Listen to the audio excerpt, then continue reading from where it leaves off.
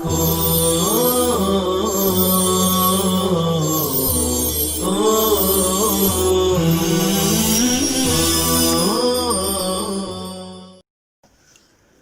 اللہ الرحمن الرحیم الحمد للہ رب العالمین الحمد للہ حمدا کثیرا طیبا مبارکا فیہ سبحان اللہ وبحمدہ عدد خلقہ ورضا نفسہ وزنة عرشہ ومداد کلماتہ یا رب لک الحمد کما ينبغی لجلال وجہک ولعظیم سلطانک وصلی اللہ وسلم علی نبینا محمد وعلی آلہ واصحابہ وبارک وسلم تسلیما کثیرا کثیرا وَلَيْسَ لَهُمْ مَسُّ الْمُصْحَفِ إِلَّا بِغِلَافِهِ وَلَا أَخْذُ دِرْهَمٍ فِيهِ سُورَةٌ مِّنَ الْقُرْآنِ إِلَّا بِصُرَّتِهِ وَكَذَا الْمُحْدِثُ لَا يَمَسُّ الْمُصْحَفَ إِلَّا بِغِلَافِهِ لِقَوْلِهِ عَلَيْهِ السَّلَامُ لَا يَمَسُّ الْقُرْآنَ إِلَّا طَاهِرٌ ثُمَّ الْحَدَثُ وَالْجَنَابَةُ حَلَّ الْيَدَ فَيَسْتَوِيَانِ فِي حُكْمِ الْمَسِّ وَالْجَنَابَةُ حَلَّتِ الْفَمَ دُونَ الْحَدَثِ فَيَفْتَرِقَانِ فِي حُكْمِ الْقِرَاءَةِ وغلافه ما يكون متجافيا عنه دون ما هو متصل به كالجلد المشرز هو الصحيح ويكره مسه بالكم هو الصحيح لأنه تابع له بخلاف كتب الشريعة لأهلها حيث يرخص في مسها بالكم لأن فيه ضرورة ولا بأس بدفع المصحف إلى الصبيان لأن في المنع تضييع حفظ القرآن وفي الأمر بالتطهير حرجا بهم وهذا هو الصحيح. اور حائضہ وغیرہ کے لیے غلاف کے بغیر قرآن کریم چھونا بھی جائز نہیں ہے، اور نہ ہی کسی ایسے درہم کا پکڑنا جائز ہے جس میں قرآن کریم کی کوئی صورت تحریر ہو، مگر اس کی تھیلی کے ساتھ نیز محدث کے لیے بھی غلاف کے بغیر قرآن چھونا جائز نہیں ہے، اس لیے کہ آپ صلی اللہ علیہ وسلم کا ارشاد گرامی ہے کہ قرآن کو صرف پاک آدمی ہی چھوئے۔ پھر حدث اور جنابت دونوں چیزیں ہاتھ میں حلول کر گئیں، اس لیے یہ دونوں حکم مس میں برابر ہوگی، اور جنابت منہ میں سرایت کر گئی نہ کہ حدث، اس لیے پڑھنے کے حکم میں دونوں جدا ہو گئے، حدث اور جنابت۔ اور قرآن کا غلاف وہ ہے جو اس سے جدا ہو جاتا ہو، نہ کہ وہ جو اس سے لگا رہتا ہو، جیسے بندھی ہوئی جلد، یہی صحیح ہے، اور آستین سے قرآن پاک چھونا مکروہ ہے، یہی صحیح ہے، کیونکہ آستین چھونے والے کتابیں ہے، برخلاف شرعی کتابوں کے جو ان کے اہل کے پاس ہوتی ہے، چنانچہ ان کے لیے ان کتابوں کو آستین سے چھونے کی رخصت ہے، کیونکہ اس میں ضرورت ہے، اور بچوں کو قرآن دینے میں کوئی حرج نہیں ہے، کیونکہ اس سے روکنے میں قرآن کریم کا ضیاع ہے، جبکہ بچوں کو ہمہ وقت پاکی حاصل کرنے کا حکم دینے میں ان کے ساتھ حرج ہے، اور یہی صحیح قول ہے۔ غلاف کہتے ہیں جس سے کوئی چیز ڈھانکی جائے، ڈھکن، لفافہ، جزدان وغیرہ۔ سرۃ معنی تھیلی، مشرز بندھا ہوا، متفرق اجزاء کا مجموعہ جس کو اکٹھا کر کے باندھ دیا گیا ہو۔ کمن معنی آستین، اکمام جمع آتی ہے، کممتن۔ ناپاک انسان کے لیے قرآن مجید کو چھونے کا مسئلہ صاحب کتاب قراءت قرآن کا حکم بیان کرنے کے بعد یہاں سے مس قرآن کا حکم بیان فرما رہے ہیں، قرآن کریم کو چھونے کا حکم بیان فرما رہے ہیں، جس کی تفصیل یہ ہے کہ حائضہ، جنوبی، نفسا اور محدث کے لیے غلاف کے بغیر قرآن کریم کو چھونا اور پکڑنا درست نہیں ہے۔ اسی طرح ہر ایسی چیز کو کور اور تھیلی کے بغیر پکڑنا جائز نہیں ہے جس میں قرآن کریم کی کوئی آیت یا سورت لکھی ہوئی ہو، خواہ وہ درہم ہو یا کچھ اور ہو، اور اس پر نبی اکرم صلی اللہ علیہ وسلم کی وہ حدیث دلیل ہے جو کتاب میں مذکور ہے، یعنی لا یمس لا يمس القرآن إلا طاهر،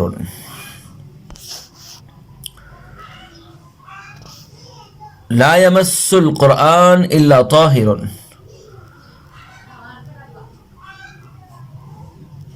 ثم الحدث، صاحب کتاب مس سے مصحف کے عدم جواز میں حائضہ وغیرہ کے ساتھ جنوبی کو شامل کرنے کی علت بیان کرتے ہوئے فرماتے ہیں کہ قرآن کریم ہاتھ سے چھونا اور قرآن کریم ہاتھ سے چھوا اور پکڑا جاتا ہے، اور ہاتھ کی عدم طہارت میں محدث اور جنوبی دونوں برابر ہیں، کیونکہ جس طرح جنابت میں ہاتھ دھونا ضروری ہے اسی طرح حدث میں بھی اس کا غسل ضروری ہے۔ لہذا جب عدم طہارت میں دونوں برابر ہے تو حکم مس میں بھی دونوں برابر ہوں گے، اور ان میں سے کسی کے لیے بھی مس سے مصحف کی اجازت نہیں ہوگی۔ اس کے بالمقابل قراءت قرآن کا تعلق چونکہ فم اور منہ سے ہے، اور منہ کی طہارت کے سلسلے میں حدث اور جنابت دونوں کا حکم الگ الگ ہے، کیونکہ جنابت منہ کے اندر سرایت کر جاتی ہے، اس لیے جنوبی کے لیے کلی کرنا اور اندرون منہ کو صاف کرنا فرض اور ضروری ہے، جبکہ حدث منہ کے اندر سرایت نہیں کرتا، اس لیے حدث میں منہ کے اندرونی حصے کو صاف کرنا نہ تو فرض ہے اور نہ ہی واجب ہے۔ لہذا جب حکم طہارت میں دونوں جدا ہیں تو حکم قراءت میں بھی جدا ہوں گے، اور محدث کے لیے قراءت قرآن کی اجازت تو ہوگی مگر جنوبی کے لیے اس کی اجازت نہیں ہوگی۔ وغلافہ، صاحب ہدایہ قرآن کریم کے غلاف کی تشریح کرتے ہوئے فرماتے ہیں کہ جس غلاف کے ساتھ ہم نے مس مصحف کی اجازت دی ہے، اس سے مراد وہ غلاف ہے جو مصحف سے جدا ہو سکتا ہو، جیسے کپڑے وغیرہ کے جزدان۔ اس سے وہ غلاف اور کور مراد نہیں ہے جو قرآن کریم سے لگا اور چمٹا رہتا ہے، جیسے چمڑے وغیرہ کی بندھی ہوئی جلد، کیونکہ جلد قرآن کریم کے تابع ہے، لہذا اس کا چھونا قرآن ہی کا چھونا ہوگا، اس لیے غلاف سے جزدان مراد لینا ہی زیادہ بہتر ہے۔ اسی طرح جنوبی وغیرہ کے لیے آستین سے قرآن کریم کا چھونا بھی صحیح نہیں ہے، کیونکہ آستین چھونے والے کے تابع ہوتی ہے، لہذا جو حکم چھونے والے کا ہوگا وہی آستین کا ہوگا۔ البتہ عام فقہا اور دینی احکام و مسائل سے اشتغال رکھنے والے حضرات کے لیے آستین سے شرعی اور دینی کتابوں کا چھونا اور اٹھانا جائز ہے، اس لیے کہ اگرچہ ان کتابوں میں بھی قرآن کریم کی آیات تحریر ہوتی ہے مگر کثرت مشاغل کی وجہ سے ان حضرات کو بار بار وضو کرنے میں حرج لاحق ہوگا، اس لیے اشاعت علم کی ضرورت اور دفع حرج کے پیش نظر ان کے لیے آستین سے دینی کتابوں کو چھونے کی رخصت اور اجازت دی گئی ہے۔ ولا بأس، فرماتے ہیں کہ چھوٹے چھوٹے بچے بے وضو قرآن کریم چھوٹے چھوٹے بچے بے وضو قرآن کریم کو اگر چھوتے ہیں تو ان کو قرآن کریم چھونے دینے میں کوئی حرج نہیں ہے۔ چھوٹے بے وضو بچوں کو قرآن کریم دینے میں کوئی حرج نہیں ہے، قرآن کریم دینے میں کوئی حرج نہیں ہے، چھوٹے بے وضو بچوں کو قرآن کریم دینے میں کوئی حرج نہیں ہے، کیونکہ اگر بے وضو ہونے کی وجہ سے انہیں قرآن کریم نہیں دیں گے تو وہ تعلیم و تعلم سے رک جائیں گے اور اس میں ضیاع قرآن کا خدشہ ہے، اور اگر باوضو لینا ان پر لازم کر دیں گے تو وہ بچے حرج میں مبتلا ہو جائیں گے، کیونکہ اولاً تو بچپنے کی وجہ سے وہ مکلف نہیں ہیں، دوسرے بچے ہمہ وقت پاخانہ پیشاب میں لگے رہتے ہیں، اس لیے ان پر وضو لازم کرنے کی صورت میں وہ حرج میں مبتلا ہو جائیں گے، حالانکہ جب شریعت نے مکلفین و بالغین سے حرج کو دور کر دیا ہے تو پھر بچوں کا کیا کہنا۔ وإذا انقطع دم الحيض لأقل من 10 أيام لم تحل وطئها حتى تغتسله لأن الدم يضر تارة وينقطع أخرى فلا بد من الاغتسال ليترجح جانب الانقطاع ولو لم تغتسل ومضى عليها أدنى وقت الصلاة بقدر أن تقدر على الاغتسال والتحريمة حل وطئها لأن الصلاة صارت دينا في ذمتها فطهرت حکماً. اور جب دم حیض 10 دن سے کم مدت میں بند ہو جائے تو عورت کے غسل کرنے سے پہلے اس سے وطی کرنا حلال نہیں ہے، کیونکہ خون کبھی جاری ہو جاتا ہے اور کبھی بند ہو جاتا ہے، اس لیے غسل کرنا ضروری ہے تاکہ جانب انقطاع کو ترجیح حاصل ہو جائے. اور اگر عورت نے غسل نہیں کیا اور اس پر نماز کا ادنا وقت گزر گیا اتنی مقدار میں کہ وہ غسل کرنے اور تکبیر تحریمہ کہنے پر قادر ہو گئی تھی تو اس سے وطی کرنا حلال ہے، کیونکہ اس کے ذمے نماز مقروض ہو گئی، لہذا حکماً وہ عورت پاک ہو گئی. 10 دن سے کم میں حیض تھم جانے کی صورت کا حکم. حائضہ عورت کے لیے ایک حکم یہ ہے کہ اگر عادت کے مطابق اکثر مدت حیض یعنی 10 دن سے کم مدت میں کسی حائضہ عورت کا خون بند ہو گیا تو جب تک وہ غسل نہ کر لے اس وقت تک اس سے جماع کرنا حلال نہیں ہے، کیونکہ اکثر مدت گزرنے سے پہلے جو خون بند ہوتا ہے وہ کبھی کبھی جاری بھی ہو جاتا ہے، اس لیے بند ہونے کے پہلو کو ترجیح دینے کے لیے غسل کرنا ضروری ہے. غسل کے بعد جانب انقطاع راجع ہو جائے گی اور وطی بھی حلال ہو جائے گی. لیکن اگر اس عورت نے غسل نہیں کیا اور اس پر نماز کا وقت اتنی مقدار میں گزر گیا جس میں وہ غسل کر کے تحریمات تکبیر تحریمہ کہہ سکتی تھی تو اب اس سے وطی کرنا حلال ہے، کیونکہ اب اس کے ذمے موجودہ نماز قضا ہو گئی، اس لیے کہ شریعت نے اسے حکماً پاک قرار دے دیا، تبھی تو اس کے ذمے نماز کی قضا ہوئی. اور ہماری شریعت ایسا نہیں کر سکتی کہ اپنے حق کو ثابت کر دے اور بندوں کے حق کو ختم کر دے، لہذا مذکورہ عورت حکماً پاک ہے، اور جب پاک ہے تو اس سے ہم بستری کرنا بھی حلال اور جائز ہے. وَلَوْ كَانَ انقطع الدم دون عادتها فوق الثلاث لم يقربها حتى تمضي عادتها وإن اغتسلت لأن العودة في العادة غالب فكان الاحتياط في الاجتناب وإن انقطع الدم ل10 أيام حل وطئها قبل الاغتسال لأن الحيض لا مزيد له على 10 إلا أنه لا يستحب قبل الاغتسال للنهي في القراءة بالتشديد.